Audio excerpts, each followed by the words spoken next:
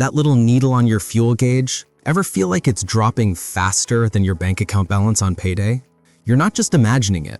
The average driver wastes hundreds, sometimes even more than $1,000 every single year, not because of gas prices, but because of simple, inefficient driving habits. It's like having a small hole in your wallet that leaks cash every time you get behind the wheel. The good news is you don't need to trade in your car for a hybrid or start cycling to work to fix it. I'm about to give you 6 golden rules that will fundamentally change how you use fuel. These are smart, simple adjustments that will put a serious dent in your fuel bill and make your car happier in the long run. Let's get into it. 1. Become a predictor, not a reactor. This is the single biggest change you can make, and it costs nothing. Stop thinking about the car directly in front of you and start looking way down the road. See that traffic light up ahead turning red? See the flow of cars slowing down 200 meters in front? The amateur move is to keep your foot on the gas until the last second and then hit the brakes. The pro move is to take your foot off the accelerator the moment you see the slowdown. Let the car's own momentum do the work.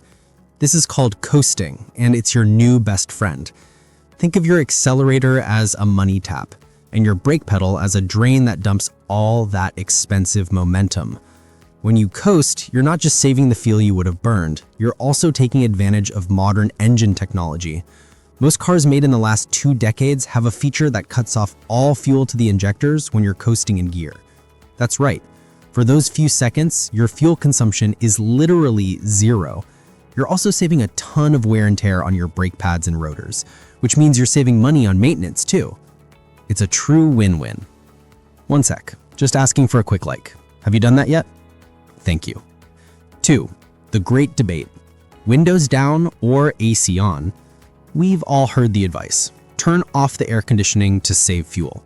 And that's true, but it's only half the story.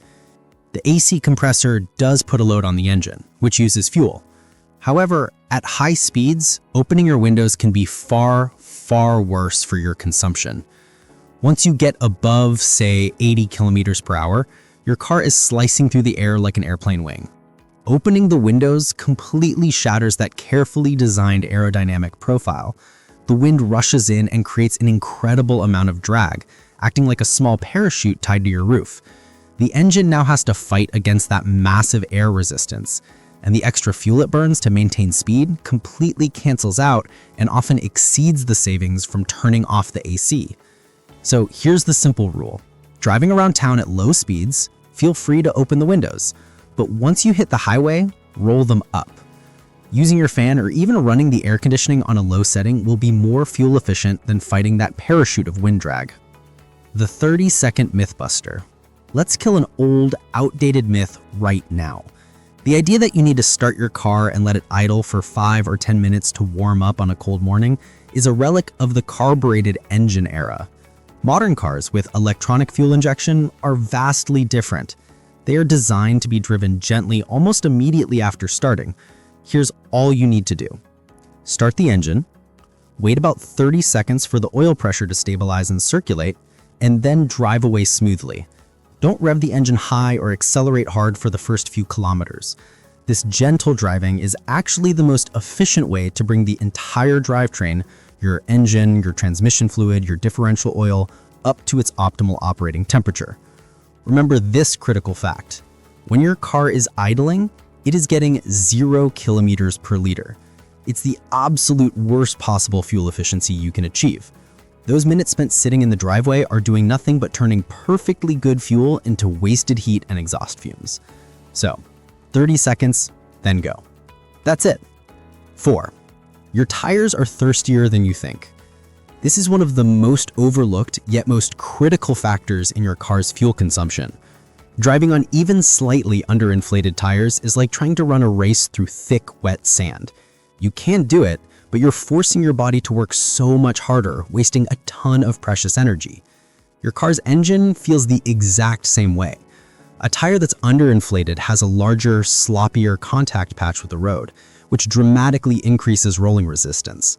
Just a small pressure drop, as little as 0.1 bar or about 1.5 psi below the recommended level, can increase your fuel consumption by 2 to 3%. That sounds small, but it adds up to a full tank of gas or more over the course of a year. It also causes your tires to wear out much faster, especially on the edges, costing you even more in the long run.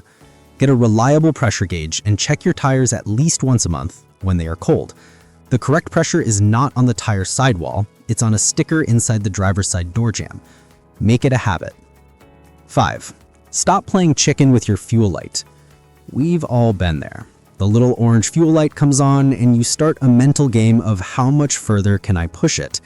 This is a really bad idea, and not just because you might get stranded. Running your fuel tank down to the last drop can cause serious and expensive mechanical damage. Inside your fuel tank is an electric fuel pump, and this pump is designed to be submerged in gasoline. The fuel itself acts as a coolant, preventing the pump's electric motor from overheating. When you consistently run the tank near empty, the pump is exposed to air. It sucks in air instead of fuel, which causes it to spin too fast and get incredibly hot. Over time, this will cook the pump and lead to its premature failure. Replacing a fuel pump is not a cheap job. On top of that, any sediment or debris that has settled at the bottom of your tank over the years gets churned up and sucked into the fuel system where it can clog your fuel filter and injectors. The golden rule is simple. Treat a quarter tank as your new empty. When you get to that mark, it's time to fill up. 6. Go on an aerodynamic diet. Take a look at your car. Is that roof rack or cargo box from last year's family vacation still bolted on top?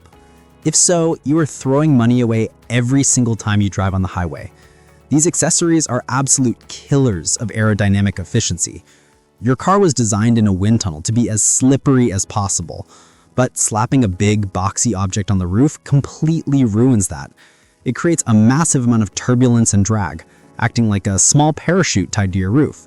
The engine now has to fight against that massive air resistance, and the extra fuel it burns to maintain speed completely cancels out and often exceeds the savings from turning off the AC. So here's the simple rule. Driving around town at low speeds, feel free to open the windows, but once you hit the highway, roll them up. Using your fan or even running the air conditioning on a low setting will be more fuel efficient than fighting that parachute of wind drag.